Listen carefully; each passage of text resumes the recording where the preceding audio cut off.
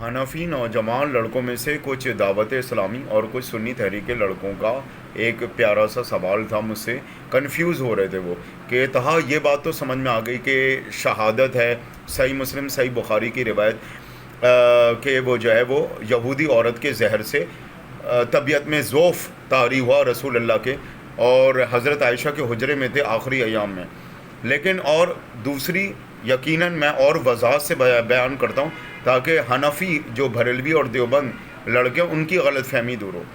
فقہ اہل سنت میں صرف حنفی مسلک نہیں ہے، بریلوی اور دیوبندی. فقہ اہل سنت کی جب ہم بات کرتے ہیں نا تو پہلے مرکزی ادارے جامعۃ الازہر کو بھی دیکھنا ہوتا ہے، اس کے علاوہ عرب ممالک کے فقہ کو بھی دیکھنا ہوتا ہے، اور صرف ایک روایت نہیں دیکھنی ہوتی مستند، بلکہ اور روایتوں کو بھی دیکھنا ہوتا ہے. تو حنفی شہزادوں، حنفی لڑکوں، بریلوی شاخ اور دیوبندی شاخ، ایک روایت ہے جس کی وجہ سے علماء اس کو زیادہ دہراتے ہیں. حضرت ابو ہریرہ سے روایت ہے کہ 12 ربیع الاول کو پیدا ہوئے اور 12 ربیع الاول کو ہی ان کی رحلت وفات ہو گئی. لیکن مسئلہ یہ ہے کہ اس پر تمام علماء اہل سنت اور فقہاء اہل سنت کا اتفاق نہیں ہے. اس کی وجوہات یہ ہیں کہ ایک تو صحیح بخاری، صحیح مسلم اور صحیح بخاری میں حضرت عائشہ رضی اللہ تعالیٰ عنہ سے ریلیٹڈ تو ان کی زہر یہودی عورت کے دینے، اور آخری حجرے میں قیام گاہ حضرت عائشہ کے ساتھ، اور پھر معاملات زہر بادی اور طبیعت میں ضعف. سمجھدار کے لیے اشارہ کافی، جو میں پہلے بیان کر چکا ویڈیو میں. اچھا، اہل بیت علیہ الصلوۃ والسلام، ائمہ معصومین، ائمہ اہل بیت اور صحابہ اہل بیت سے تو 17 ربیع الاول ہی ہے، سیدانیوں شہزادیوں سے، اولاد رسول آل محمد پاک معصوم طاہرین علیہ السلام. اب جہاں تک بات ہے اہل سنت کے سیاستہ کی، اس میں ایک روایت نہیں ہے کہ حضرت ابو ہریرہ سے روایت ہے، اس میں مختلف روایتیں ہیں.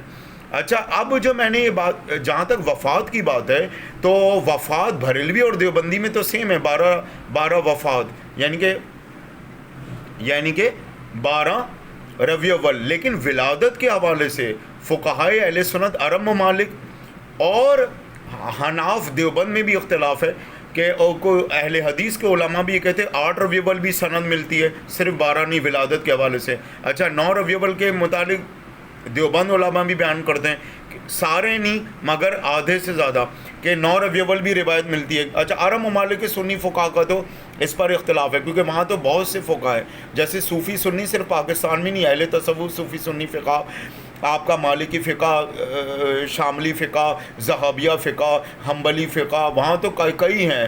پاکستان میں تو آپ کو بریلوی، دیوبندی، حنفی تحت اور اہل حدیث اور جماعت المسلمین، اہل توحید، یا آغا خانی یا صوفی سنی وارسی فقہ اہل سنت کا، یا بوریس، یہ ملتے ہیں. لیکن عرب ممالک کے دوسرے جو سنی فقہ ہیں ان کا ولادت کے علاوہ وفات کی تاریخ میں بھی اختلاف رائے. البتہ حنفیوں میں وفات پر تو مشترکات ہیں کہ وفات جو ہوئی ہے وہ 12 ہے، لیکن جب ولادت کی بات آتی ہے اس میں دیوبند کے کئی علماء اور اہل حدیث کے 8 ربیع الاول اور 9 ربیع الاول بھی روایت لیتے ہیں. اب سمجھ میں آئی؟ اب غلط فہمیاں دور ہوئیں، یہ والی بات ہے. اور حضرت عائشہ سے تو جو صحیح بخاری صحیح مسلم کی ہے، طبیعت میں ضعف طاری ہوا اور شدید حالت اذیت میں آئے، وہ زہر بادی جو ان کے حلق سے اتری، یعنی کہ یہودی عورت کے زہر دینے پر، تو وہ تو موجود ہے.